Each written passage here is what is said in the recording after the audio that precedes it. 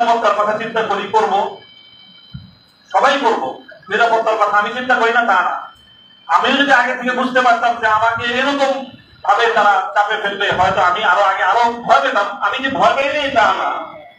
আমি যে 3 বছরের এই কষ্টের যে আমি একদম খুব সাহসের সাথে মোকাবেলা করেছি সেই কথা আমি বলবো না, সে কথা বলার অবকাশ নেই। তবে একটা কথা এটা মনে রাখবেন যে এই বাড়তি প্রেশারের কারণ হলো আমাদের মধ্যকার ওই যে 3 জন বসে পড়ছে রাস্তায়, এই জন্য বাকি যে 3 জন দাঁড়ায় আছে ওই 3 জনের উপর তাদের 3 জনের খরচ পড়ছে, যেই 3 জন বসে পড়ছে ওই 3 জনের খরচ পড়ছে, বাকি সবগুলোর খরচ পড়ছে, ওরা সব বসে পড়ছে তুই দাঁড়ানোর চেষ্টা। এটা হলো সমস্যা। যারা অন্তত আগামী দিনে যে কোনো ভাবে জাতীয় নেতৃত্বের সামনের সারিতে আসবেন, যেভাবেই আসেন, নেতৃত্বের সারিতে আসার অর্থ এটা নয় যে আপনি হেফাজতে ইসলামের আমির হইতে হবে, মহাসচিব হইতে হবে, তা না। অথবা আপনাকে কোন সংগঠনের আমির মহাসচিব হইতে হবে, তাও না। যারা যেভাবে নেতৃত্বের সামনের আসনে চলে আসবেন, বিভিন্ন বিভাগীয় পর্যায়ে, জাতীয় পর্যায়ে, আপনাদের কি কথাটা মনে রাখতে হবে যে আপনার দুর্বলতা শুধু আপনাকে নিরাপদ করে তা নয়, এবং আপনার দুর্বলতা আরো 3 জনের জন্য বাড়তি ঝুঁকি তৈরি করে। কথাগুলো ওলামায়ে কেরাম আমি বলতেছি এখানে সবাই গভীরভাবে অনুভব করবো ইনশাআল্লাহ। আল্লাহ পাক রব্বুল আলামিন আমাদের হিম্মত দান করেন, তৌফিক দান করেন। এবং কথাটা ছিল এই চূড়ান্ত। 3 বছর চলে গেছে কারাগার থেকে মুক্ত হওয়ার পরে আপনাদের এই ভালোবাসা, এই যে উচ্ছ্বাস মানুষের, এটাতে আমি খুব বেশি আপ্লুত তা না। তবে আমার কাছে মনে হয়েছে বারবার দুনিয়ার এই 3 বছরের কারাবন্দির পর এই উচ্ছ্বাসটা কতটা আনন্দের। তো সত্যিকার আনন্দ তখন হবে যখন কবর, হাসর, ফুলসিরাত পার হয়ে জান্নাতে গিয়ে প্রকৃত মুক্তির স্বাদ যেদিন আস্বাদন করতে পারবো, সেদিনই হবে আসলে প্রকৃত মুক্তি। যদি আমি সেই মুক্তির কোনো ব্যবস্থা না হলো, আপনাদের এই অভিনন্দন, আপনাদের এই সংবর্ধনা, আপনাদের এই উচ্ছ্বাস 2 পয়সার কোনো মূল্য লাগে না। সকলেই যেন আমরা সেই চূড়ান্ত মুক্তির পথে সামনের দিকে অগ্রসর হতে পারি, এবং যারা সত্যের পথে চলে তাদের হাতকে শক্তিশালী করার জন্য, তাদেরকে সাহস যোগানোর জন্য, তাদের উপর ঝুঁকি তৈরি হলে সেই সময় নিজে যেন বাড়তি ঝুঁকির কারণ না হন, বরং সেই সময় তাদের সহযোগিতা করার জন্য পাশে দাঁড়ানো উচিত। তাহলে পরিস্থিতিটা অনেকটাই সহজ হয়, অনেকটা সহজ হয়। আপনি 10 জন দাঁড়ায় আছেন, লাঠি নিয়ে আসলে পিটানোর জন্য 6 জন দৌড় দিচ্ছেন, বাকি 4 জনের উপর যে কি অবস্থা যায় এটা বুঝতে পারেন?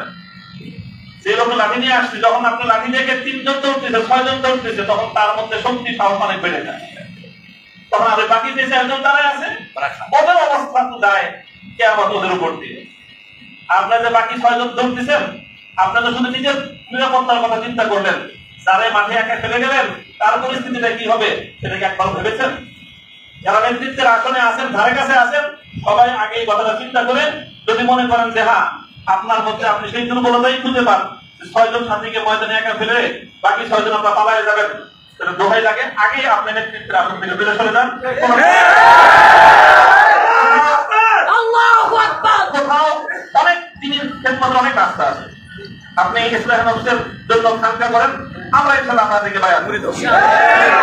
আপনি আরো অনেক কোনো খেদমতের ময়দান আছে। আপনি যখনই নেতৃত্বের কোন একটা জায়গায় থাকবেন, তখন আপনাকে মনে রাখতে হবে যে আপনি হয় বাতিলের মোকাবেলা করবেন, আর না হয় আপনি আপনার সাথীর জন্য আরো বড় কষ্টের কারণ হয়ে যাবেন। কোনটা আমি হব, আপনি হব, সেটা আমাদের বিবেচনা করা উচিত। আল্লাহ পাক রব্বুল আলামিন আমাদেরকে তৌফিক দান করেন। যারা সাথীরা আমরা ছিলাম একসাথে কারাগারে থাকার মধ্য দিয়েও আমাদের মধ্যে এক ধরনের আত্মবন্ধন তৈরি হয়েছে।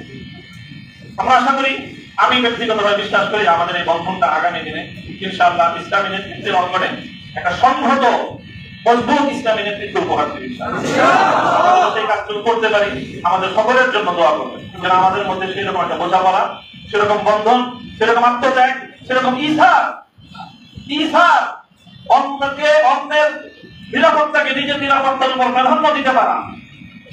আবার বলছি, অন্যের নিরাপত্তাকে নিজের নিরাপত্তার উপর যতদিন পর্যন্ত আমি প্রাধান্য দিতে না পারবো, ইসলামী নেতৃত্বের ধারে কাছে থাকার কোনো সুযোগ এবং কোনো বৈধতা আমার নাই।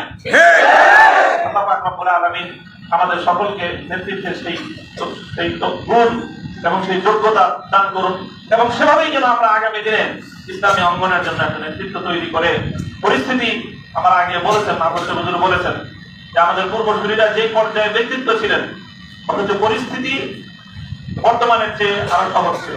আর সেই তুলনায় এখন আমাদের যে রোহানিয়াদের যে অবস্থান, আধ্যাত্মিক যে অবস্থান, আর সেই তুলনায় পরিস্থিতির যে ভয়াবহতা আমাদের জন্য পরিস্থিতি অনেক জটিল করে দিয়েছে। এই সময়ে আমরা কেউ যদি একটু দুর্বলতা প্রদর্শন করি, বাকি অন্যদের জন্য সেটা অনেক বড় বেশি কঠিন পরিস্থিতি তৈরি করে দেয়। আল্লাহ রাব্বুল আলামিন আমাদের সকলকে তৌফিক দান করুন। যারা এই প্রচন্ড গরমের মধ্যে আজকে সারাদিন, কালকে সারা রাত আমার মুক্তির জন্য এবং আমার মুক্তির পরবর্তী এই আনন্দের মধ্যে আপনারা যারা অংশগ্রহণ করেছেন, আমাকে উৎসাহিত করেছেন, আমার সহকর্মী এবং আমরা যারা কারারুদ্ধ ছিলেন সঙ্গে আমাদের কারা সহযোগীদের আপনারা উদ্বুদ্ধ করেছেন, আগামী দিনের জন্য হক এবং হকানিয়াতের পথে থাকতে পারি, আল্লাহ সন্তুষ্টির পথে রিয়া এবং কিবির মুক্ত আমল যেন করতে পারি, তৌফিক আল্লাহ দান করুন।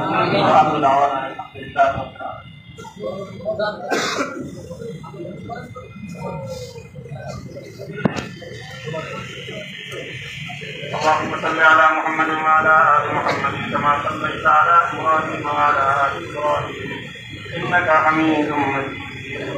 اللهم صل على محمد النبي وعلى اله وصحبه وسلم. ربنا آتنا في الدنيا حسنة وفي الآخرة حسنة وقنا عذاب النار.